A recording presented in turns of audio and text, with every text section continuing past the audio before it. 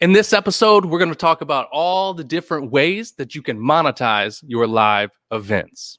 Welcome to the show, EventMASTERS. You need to listen to this if you want to throw bigger and better events. Learn how to monetize and land bigger racks. Yeah, this is where you can learn how to do that. EventMASTERs.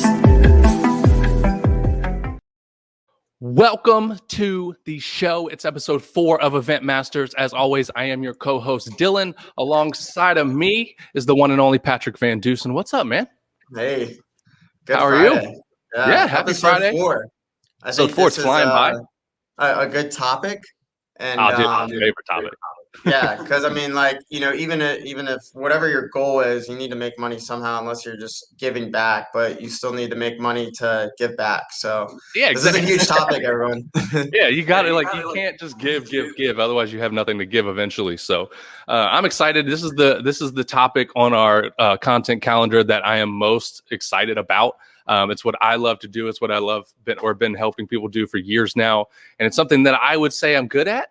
But we'll see. But anyways, it's kind of, just as a little side note, it's kind of how the company ViewStub started, was around monetizing. So yeah, figured out different revenue streams and stuff. So I'm excited. So for those of you who are joining us, the topic of today's show is monetizing your live events, and I'm excited to talk about it. So we're not going to take up a whole lot of your time today, but me and Patrick are going to talk about all the different ways to monetize your live event. You know, last week we talked about marketing and things like that, and that was primarily how to sell tickets. But at the end of the day, every single event, it will not survive with just one revenue stream. So everything we talk about today, it's going to be about 10, 11 of them. All of them, some of them go together, some of them don't. Some of them apply to all sorts of events, some of them don't. But nonetheless, what I want you to do by the end of this show is take everything we say and figure out which ones apply to your events and how you can best creatively implement them into your event to increase your revenue and increase your bottom line. So with that being said, Patrick, let's just go ahead and get into it with the most popular, the one that ViewStub was built off of. And that's his ticketing, upfront ticket sales. It's the most popular. Yeah, it's the most in our name. Yeah, Stub. Ticket stubs. It's the most popular monetization tool that I think all of us event organizers are very well aware of. Most all events, sold a ticket or two. Yeah, we've all sold them. We've all bought them. And I think that's, it's usually the number one place people go to monetize their live events. And there's a lot of strategies on it. This isn't the show where we're going to dive deep into each one of these. As always, let us know if there are these particular revenue streams you want us to dive deeper into. I'm sure we will. Yeah. But ticket sales, man, do you have anything to say on ticket sales while we, before we move on or anything? It's the biggest one. It's the most popular one. I would say around ticket sales is we see a lot of people, just offer like one ticket. And it's a good kind of way to maybe sit back and be like, okay, I have, my one ticket, whatever, main access, main event ticket.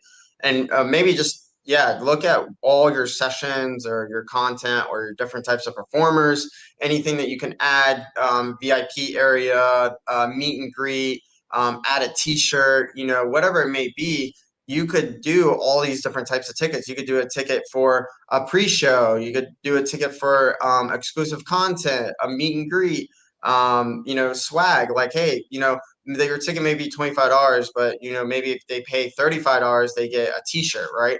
So, just think about, don't think of tickets of, okay, the ticket's just to go to the show. Think of tickets of, what can I add on? It's kind of like, your main ticket's like the vanilla, and then, all the toppings is different things. Vanilla ice cream cone. And now I want ice cream. Thanks. Now I want ice cream. And then, think of it like that. Like, you got to think of the toppings of what tickets, merge tickets into. And then, also one thing that is coming back and that we launched was hybrid ticketing too, is think about, the replays if you're doing a hybrid event. Whoa. You're getting later in the show, bro. You're giving them everything. Slow down. Yeah. He's just unleashing everything. This is what you get. Sometimes you just got to stop him before he talks about all 15. A lot around ticketing. I mean, it's everything. We have a ticketing component. So, we've seen it all. I know the data. I've talked to thousands and thousands of organizers and just about seen them all. So, I mean, it's get creative. Yeah, so is so you touched on something though that I want to circle back on is the ticketing, of course, and just having X amount for access to the event. But then there's all sorts of different ticket types that you can help monetize your event as well. VIP, general admission, MVP, super MVP, things like that too. And you add different value to each one to make it worth the dollar amount you're looking to ask. And I would just say from an organizer standpoint, if you're looking to sell more tickets, go back to episode 3, and that's how you're going to sell more tickets. And I think oftentimes ticket sales are not going to, and depending on your event, they're not going to accumulate to create all of the money. You're going to have other revenue streams, which is why we want to talk about all of these other ones, because ticket sales are just one component and they very often don't make all of your money. You're not going to make all of your money in ticket sales. So that's why we want to have the rest of these shows or the rest of these in the show. That we see, ticket sales are only a fraction, maybe like a third. Some events can pull it off like 90% of their revenue from an event, but for the most part, it's usually like a third. So yeah. Yeah, so let's go on to talk about some of those other revenue streams today. So number one is upfront ticket sales. Yeah, it's the most popular, by far the most popular. The second most popular, I would say, is sponsorships and partnerships. Yeah, sponsorships. Yeah, that's a huge one. So for those of you who don't understand the idea behind a sponsor, is it's a business or a brand who has identified your potential attendees and audience as their ideal audience, and so what they want to do is hand you money in exchange for that exposure and brand awareness and all of the sorts of things that they're looking to get out of sponsoring your live event. So if that makes sense for you guys, and we touched a little bit. Yeah, on episode 2, hybrid events, we touched a little bit. When you're thinking about how to maximize the revenue out of sponsorships, if you do hybrid, so if you have 2 components to your event, it's more revenue streams. I think we mentioned it, episode 2, of where you can sell that as a separate package. Yeah, become our live stream sponsor. You can even do a replay sponsor if you really wanted to. So and then it's just really about just getting creative. I think that's kind of gonna be the word of the show. The show is just creative. Oh, for sure. On what components you have of your event. So. Yeah, no, and like you said, you could have a replay sponsor. You can have sponsors for everything. And drink sponsor, bar sponsor, title sponsor, stage sponsor. And you can literally figure out every aspect of your event. You, in theory, could brand with the sponsors' images and logos and things like that. So it's just about getting creative and understand when you are doing sponsorships and sales and fulfillment of sponsorships, it's about what they want. You have to come from their point of view. It's not about what you want to give them. You have to look at what they're trying to get out of things, and every sponsor is going to be different. So understand that when you're going into sponsorship sales and fulfillment. So and we'll definitely do a show on all that. We have a lot of friends between me and you who have done this at a high level. We have to bring on Michelle. She's a sponsorship fulfillment whiz. Yeah. I'd be excited watching this episode. Oh yeah, for sure. So Michelle, what's up? We'll go ahead and get you. She's actually in my DMs asking, so I'll be happy to have her on here. Maybe in a couple weeks. Yeah. So sponsorships and partner. I often refer, if you hear me, my terminology, it's often partnerships. I think my sponsors coming into this, when they give me, because title sponsors and things can run $50, $100, $150, $200, $250,000 upwards, higher than that if you're talking like the mega levels here. So that dollar amount puts them in a different league with how much they're involved in the event, with what they're looking to get out of it. And I often refer to them as my partners in my event. We're in this together. They're giving us a lot of money and support. So I often differentiate that and make sure that they know that they're my partner in this. We're in this together. This is our event. I'm here to get them as much ROI as possible, whether that looks like as actual money coming back or, brand awareness and so on. Yeah, and when you guys are thinking about, monetizing sponsorships, you guys really have to build value. It's like, do you want to sponsor this event?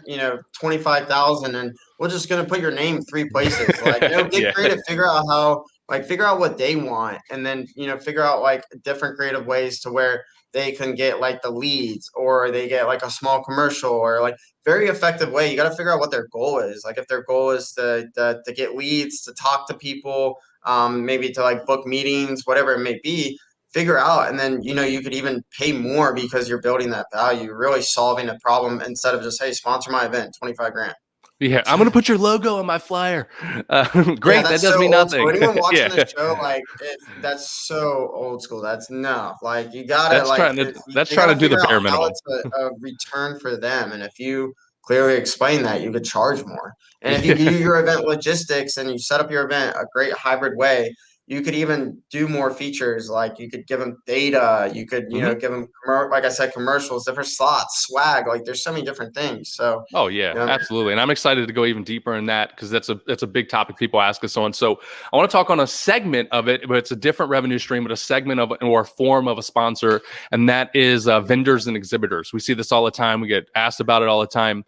So a vendor or exhibitor has identified your event for the same reasons the sponsor has, but they're giving significantly usually less money, and they're less involved in the partnership or the marketing and all of that with your event. And so they're a little bit different. They're usually, you've seen it at conferences or music festivals or concerts, the tents and the vendor booths, or the vendor fairs at your conferences, or the tents outside at your music festivals. And they're usually your local businesses, your small businesses, and they've identified the same thing the sponsor has. That audience at your event is their ideal client, and they're looking to get in front of it flat out. And so they're going to come set up their booth, set up their tent, whatever it looks like, and they're going to try and talk to and network with as many attendees as humanly possible. mhm. So Yeah. I think, I'm not going to spend a whole lot of time on this one because it's similar to sponsors, but it is definitely a whole different revenue stream. And it's big in the conference world. There's ways to creatively do it. You have to make sure that it doesn't just turn into some sort of giant pitch fest that everywhere they're going is like, it's got to be creative. Creative.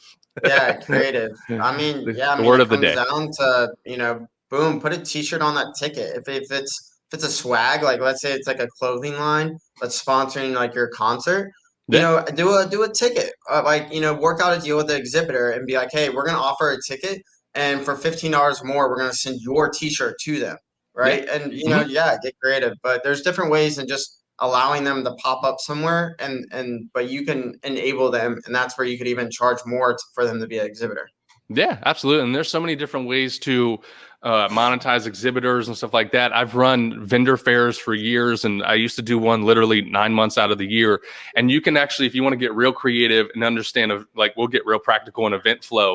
If you know that traffic's going to be more in one area than the other, you can charge more for those spots. So that's a little tip and trick there. If you're really looking to use vendor fairs or exhibitors as a way, exhibitors should be asking for that. Yeah. Oh yeah, And the absolutely. new And age you of should. events, they are wondering placement. Yeah. Yeah, And and so yeah. as the organizer need to be strategically thinking about that, because different spots within the vendor fair, or just depending on the foot traffic, costs different. So you Not want even to foot traffic, but also virtual traffic too. virtual traffic's huge. Yeah, virtual traffic. Yeah, same thing. You got to think about it the same way. So you touched on so one is ticket sales, two sponsors, three vendor fair or vendors and exhibitors. The fourth one I want to talk on, and you touched on, merch, is obviously swag. Obviously you can give it away, but you can also use your event as a vehicle to sell more merch, more swag, albums, products, digital products, Sell and them. so I on. mean, like, when it comes down to, even act like I said it 2 times now, the ticket level, and then also why during their event, you can even sell Mhm. swag, Yeah. during the event. It's pretty common, Mhm. but really like get creative around it. And then also think about like your virtual audience. We're getting ready to launch this really cool e-commerce plugin for it. But also goes into more revenue after the event that you could think of. Like, hey, like, you have to like they buy a t-shirt, hey, it may just be a t-shirt, or like, yeah, they get to download like an ebook, or a version of your book, like a digital copy, but you get their email and you get to know. That way you could call them and be like, hey, whatever your service or product is, you get to talk to them, and they could turn into a bigger customer. For So sure. you could use it as a vehicle, definitely. Yeah, and the merch and swag is something that lives on beyond the event. So it becomes a marketing tactic when folks are starting to wear your shirt. Like if they went to a concert and they bought your t-shirt, your band's t-shirt, or the festival t-shirt or the conference t-shirt, and they start wearing that around, guess what? They become a walking billboard for you. And so that's another reason to have that merch and swag at an event, is because you turn people into a walking billboard, and then you also got paid $25 for that t-shirt, so you made a little money. So it's an amazing way. You can either give away, the variance is it between different events, whether or not you give it away. I do a lot of events where we give the swag and merch away. And then I do a lot of events where we're selling it, and we're selling $25, $35 t-shirts at the event, and so on, and long time after. So, and the reason goes back to, can I get my brand in front of more people? Can I turn those people into my army? And it goes back to last episode. So the next one I want to move on to is one that, pretty much plays out in the conference world. A lot of our industry coaches use it, and that would be the upsell. And I'm going to put a disclaimer before you go, because I know we got a lot of, I want to chat on this. Please, please, please do not let your event become a pitch fest. Okay. I'm not saying use this upsell and use events to just only talk about you, yourself, your product. That's not how you can do it. And that's not how it becomes effective. But upsells strategically done and creatively done are an amazing way to add a whole bunch of revenue. And the industry coach friends that I know and that Patrick knows probably make more off their upsells than their ticket sales and their sponsorships and everything. Yeah, I mean, that's a lot of times why events even happen. Like, absolutely. You guys gotta think, like, events are not. Yeah, it's about the experience and like the money that you're gonna make directly off the event. But yeah, a lot of these businesses, these coaches, these seminars, these workshops, whatever it may be. Yeah, I mean, they are thinking long term, like you should, just like Dylan said, like upsell them, and then also, like, it goes into your strategy. If they buy that ticket, they're even pre-qualified to upsell. So make sure it's seamless, though. Like, like Dylan said, you can't, just pitch fest it, but make it seamless. Like, have them opt in creatively, and figure out a way to contact them afterwards, or build that value during the event of why they should even opt in to talk to you afterwards, if that may be what it is. Yeah, absolutely. I mean, I think, and it's usually in the upsell that I think usually works for me. I love this one. And I love and this is the one that I usually promote to the coaches that I work with, and the ones that we use at ViewStub as well, is just as simple as texting, because you're at an event. It's hard to get people online or whatever. And I typically tell people the best way to get an upsell out there is, hey, text I'm in. You do your speech or whatever it is and text I'm in to 558588, right? And it sends them an automatic link. There's a lot of texting platform, but that's my favorite way to do it and have folks do it, because it's the fastest and the easiest, and you get all their contact info, and then you can retarget them after. You can if they didn't opt in or buy their product or whatever, you can retarget them with all the information. And so that would be just my little tip and trick on it. If you are in the business of having an upsell or a product, think about how you can gather that data at the event and make it kind of automatic, but understand that you have to provide value first. It's value and then offer, not the other way around, or just offer or just talk about myself and offer. You want to provide out. Buy my product. Buy my product. The next 5 people that run to the back of the room and up, like that whole thing, like don't be that person, but there's creative ways and strategic ways to upsell. And the one upsell that I want to, before we move on, that I want to touch on that I think a lot of people miss out on, the upsell to the next event. Most event organizers are not organized enough to have their next event ready. And goes back to our first episode, or maybe our second and our third, giving yourself enough runway. But there's the best time to upsell someone to your next event is at your current event. When you have them at your current event and excited about it, you can upsell them into your next event and get that upfront ticket sales for your next event, get it going with seamlessness going there. So I wanted to touch on that, because I don't think a lot of people leverage that the way they should, and they would have maybe more success going further. Lock in your ticket for our whatever next year event. Give them a little half off, give them a free coaching session, give them a free book, a free T-shirt, whatever whatever it may be. If you're at a concert, before they walk out the door, hand them a T-shirt, or be like, hey, if you go ahead and grab your ticket, you get a T-shirt, right? Boom, and then that's how you roll them over into a returning customer. And the T-shirt may only cost like $7. But that's guaranteed them coming to your next event, and that's guaranteed them talking about your event. So that's also marketing, things like that, word of mouth. Yeah. Yeah, for sure. I like that. So let's move on to the next one. And I think this is it plays off of what I just said, but it's affiliate sales. This is one that I love using because it's called passive income. And I don't like to work for my money. And so I love any ways that I can create passive income. So what affiliate sales are is you using your event and you're giving other people the outlet to sell their products, your vendors, your sponsors. If you have other speakers and coaches at your event and they're upselling, right? You can, because you gave them the vehicle, i.e. your event, to sell those products, then you can deserve, at the end of the day, a kickback, a referral fee, right? Mhm. It's an amazing way, and you don't have to do anything. All you have to do is invite your coach friend over to speak. He adds value, he upsells, uses a code that's designated for your event, and you get 10, 15, Yeah, if you're 20, doing 30%. yeah, I mean, create an affiliate link, and then if you're doing a hybrid event, you could even set your code in the chat and the Q&A, Yeah, in the 100%. informational section description.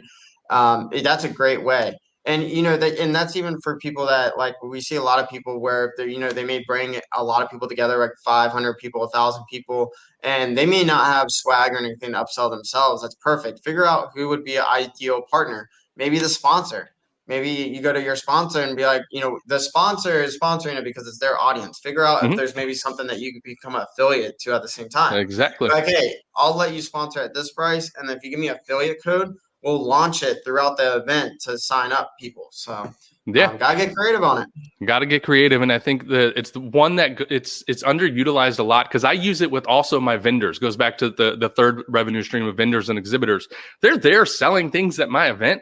I can either charge them up front, or I can say, look, you're going to use my event. You're going to talk to my people. I did all the work to get them here, and you're going to sell your product. I want a 10%, 15%, 20% cut of that, and it goes along. I do it with my food and beverage vendors, my different product vendors, and my speakers. If you're on my stage and you want to pitch, then I get a kickback. And it's the easiest revenue you'll make all day because they're doing all the pitching and value work for you, and that at the end of the day, you're just going to get a kickback. So. I won't spend a lot of time on it, but it is one of my favorite because it is the most passive revenue stream at any one of my events. So one that I mentioned on it, and I'm going to kind of skip over it because it doesn't apply to a lot of events, but it's an amazing revenue source if you're doing entertainment, concerts. Most conferences give it away, but food and beverage is a huge one.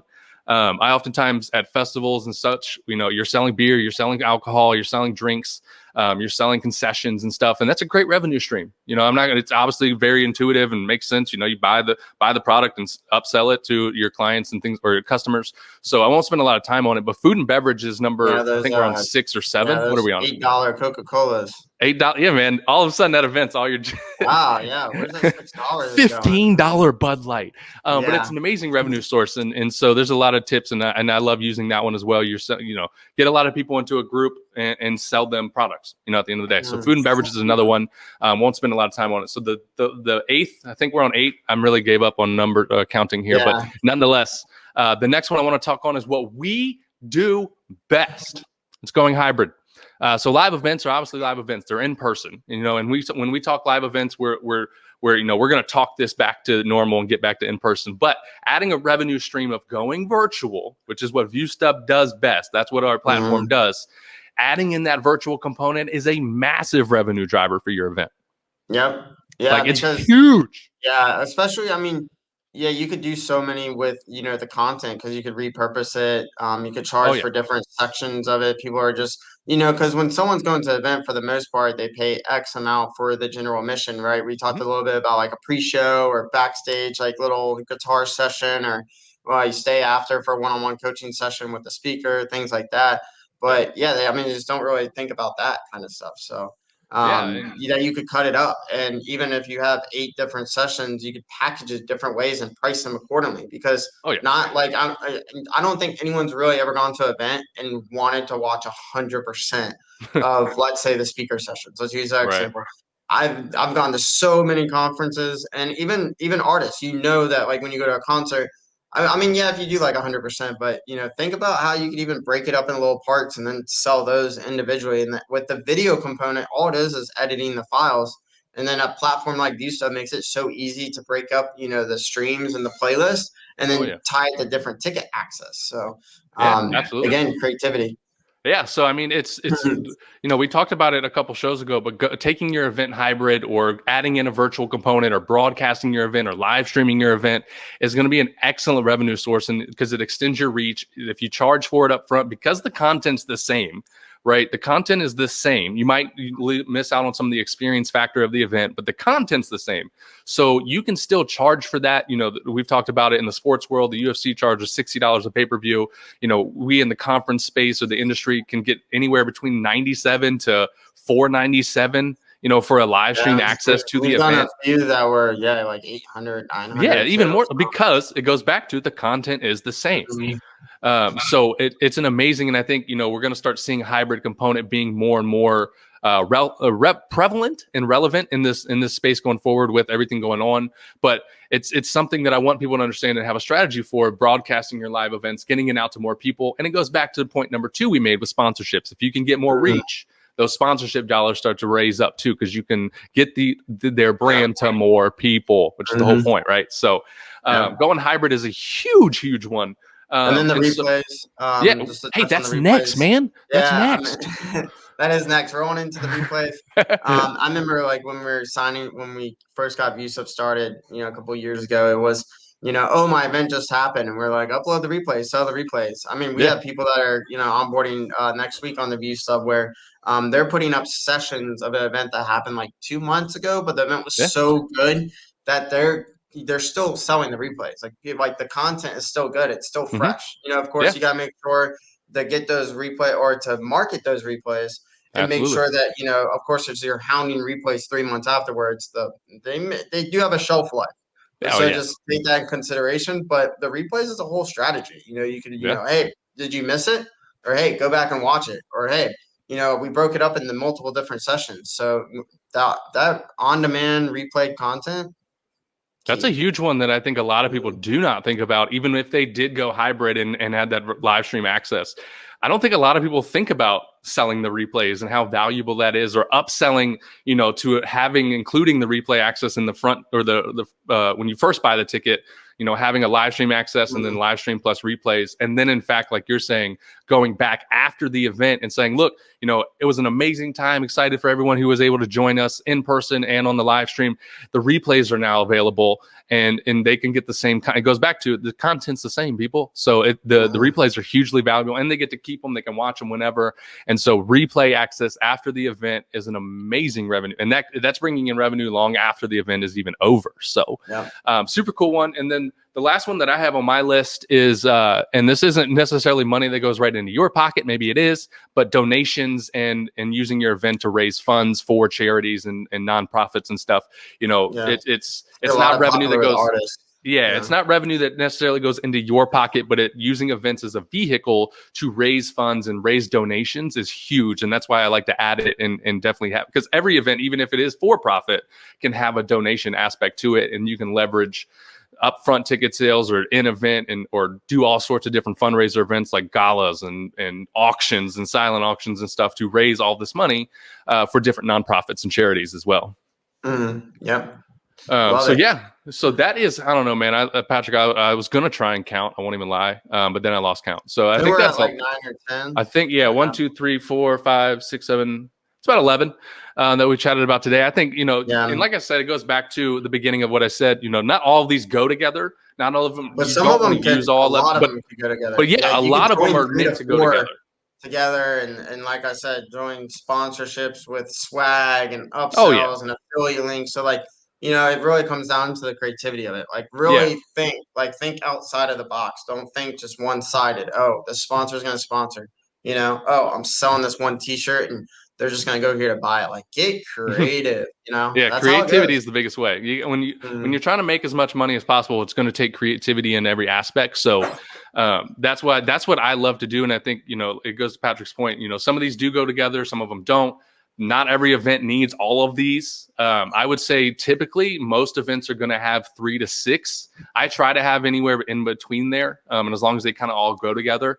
But that way your event can survive. They have to go together. You can't look like you're nickel and diming folks. Where every corner or everywhere you looked was buy this or it was like an offer and attendees catch on to that. Consumers in any kind of industry are smart for that. So you can't overkill it either. That's where the creativity to make a seamless experience comes into play. So, I mean, attendee is going to be like, it's too much of buy this or, this exhibit's right here, right before the concert and in my face. And like, I'm just here for the show, so I just want to listen to music, bro. Like yeah, exactly. You gotta get creative with it and don't let your event turn into just one big where you can tell it's being done to make as much money as humanly possible. There's ways to do it and make it creative and do it savvily. That's not a word. It is today. So that is today's show. It's one of my favorite topics. We're going to dive deeper into some of these. Like we said, we'll have some folks who are specialists in some of these areas come on the show and chat with them. What you got? Yeah, and anyone watching the show or you're listening to the replay or the recording of the show, we're going to talk a lot of it at Event Next, June 4th, eventnext.live. If you want to check it out, we're going to go in deeper discussion on each one of these, have a couple panel discussions, worksheets, some value adds that we're going to touch on. So, and also leave the comments. We could do, like I said, a whole show of sponsorships, probably get like Michelle on here. We could even talk about like monetizing networking. We have a guest for that coming on board. So yeah, there's all these different types. So, and also let us know. Like I said, we've seen so many different ways of people doing it and how not to do it. And then also like even here at ViewStub, we're building so much features that are launching here soon that are going to enable you to do, this experience, a seamless way of getting creative, of offering different ways to maximize your event. So. Yeah, absolutely. So, and let us know in the comments below if we didn't touch on one that you guys have used that will, help others and so on and so forth. So with that being said, I think this is a good time. We rolled out 11 different revenue streams in an event. Like there's zero excuse for any of you guys now to not monetize your event. Like there's 11 different ways you can do it. And there's actually more. And we'll save those for some more advanced features. These are the foundational ones. And I'm excited for you guys to get to the next level. And every level you'll see new revenue streams. We can talk about selling broadcasting rights and all of that, but that's not for this show. This is foundations right now. So with that being said, we're also launching the mastermind. I'll go into a little bit of what doing. Oh yeah. If you guys get in the mastermind, you're going to see some stuff that I didn't talk on today, and we're bringing in some guests and ways that you can make some real money. So with that being said, this is where we're going to wrap up episode 4 of EventMASTERS, Patrick. That was solid, man. I like straight to the point. Right to it. Yeah, I love it. Yeah, so with that being said, like, subscribe wherever the button is, right here somewhere. Like, subscribe it, and we'll see you guys on the next show.